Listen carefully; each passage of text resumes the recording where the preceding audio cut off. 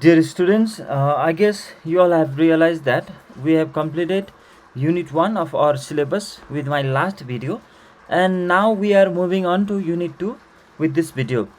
In Unit 1, we have discussed various historical facts as well as issues and problems concerning the press in India, both pre and post independent periods. Similarly, now we will try to dig into the historical facts of the origin and development of radio in India from its arrival in India during the early 1920s to its development in the post independent period.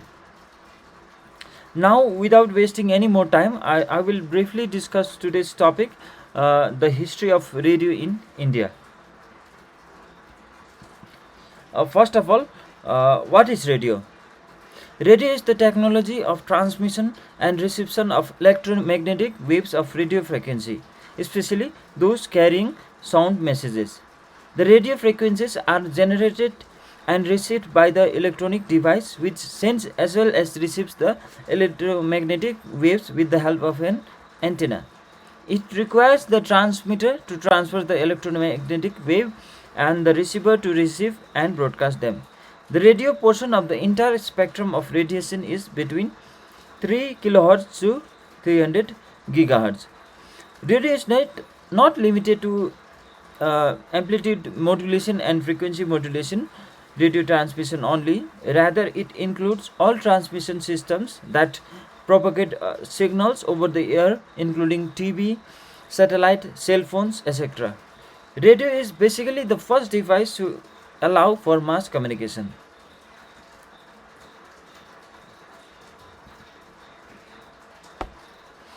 Now, the development of the radio.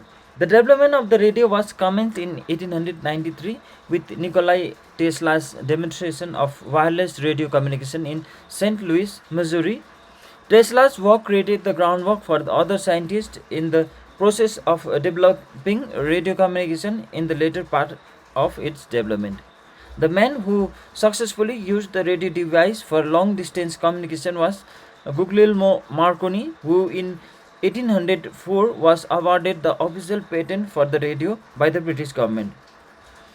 On December 24, 1906, the first ever radio broadcast for entertainment and music to the people was transmitted by Reginald Aubrey Fessenden from Brant Rock, Massachusetts. Fessenden pioneered a complete system of transmission and reception using the amplitude modulation system. In 1922, the British Broadcasting Company began its daily transmissions from Marconi House, and the Regency TR1 was the world's first commercially produced transistor radio. So, these were the history of development of radio. Now, coming to the point of arrival of radio and development of communication technology in the country under British government and under the independent India. So, radio broadcasting in India was started by the different clubs for a brief period before it was formally started by a private company, and after some years of operation, the government took over from them. But prior to that, for the first time in India, at the request of Sir George Leard, the governor of the province, in August 1921, a special program of music was broadcast by the Times of India in collaboration with the Post and Telegraph Department. A broadcast was made from its Bombay office, and Sir George Leard listened to it at Pune. During the early 1920s, the government felt that a single large company may not be able to undertake to broadcast solely. Consequently, different clubs in different places were allowed to broadcast the radio program temporarily. The first radio club to venture into broadcasting was the Radio Club of Bengal in Calcutta, which started broadcasting for the first time in November 1923. And the club was permitted to broadcast on a small Marconi transmitter. Similar service was initiated by the Bombay Radio Club later in June 1924, also on a Marconi transmitter.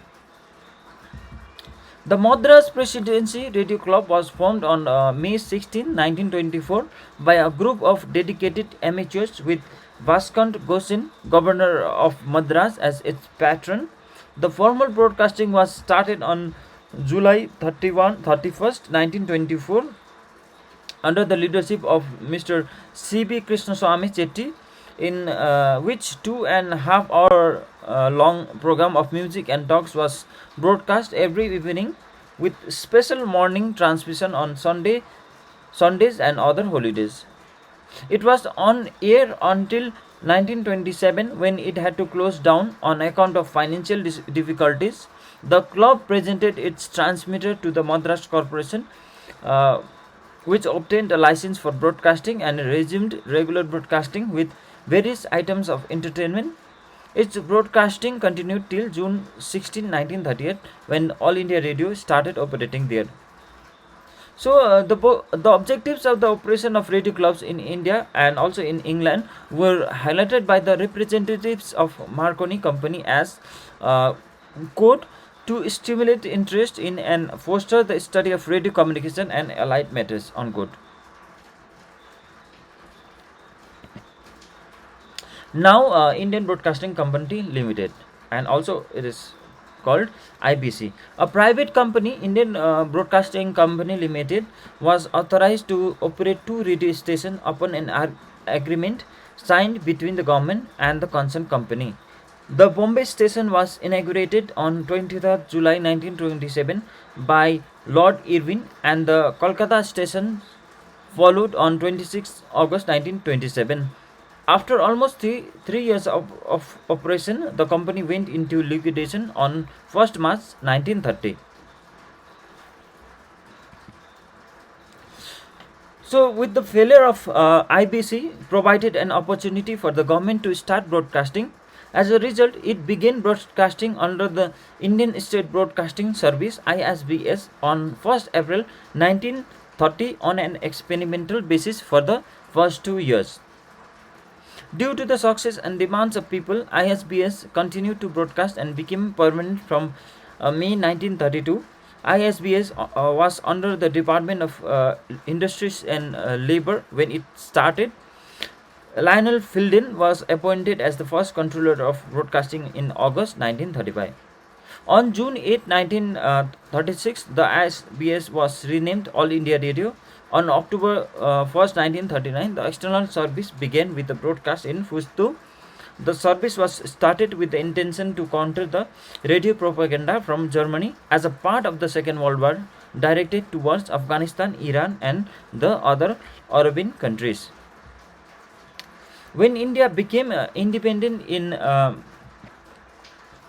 1947, the All India Radio Network had only six stations, namely Delhi, Bombay, Calcutta, Madras, Lucknow, and Tiruchirappalli. The three radio stations of Lahore, Peshawar, and Karachi fell in the share of Pakistan. So, significant dates in the history of radio in India. Uh, June 1923, broadcast of programs by the Radio Club of Bombay. November 1923, Calcutta Radio Club put out programs. July 31st, 1924, broadcasting service initiated by the Madras Presidency Radio Club. July 23rd, 1927, Indian Broadcasting Company Bombay station was inaugurated by Lord Irwin, the Viceroy of India. August 26, 1927, Kolkata station of IBC inaugurated. March 1st, 1930, Indian State Broadcasting Service under the Department of Industries and Labour commenced on an experimental basis. August 30, 1935, Lionel Filden appointed the first controller of broadcasting in India. Uh, January 1936, first news bulletin broadcast from air. June 8, 1936, Indian State Broadcasting Service became All India Radio. August 1st, 1937, Central News Organization came into existence. November 1937, All India Radio came under the Department of Communication. October 1st, 1939, external service started with Pashto broadcast. October 24, 1941, All India Radio came under the Department of Information and Broadcasting.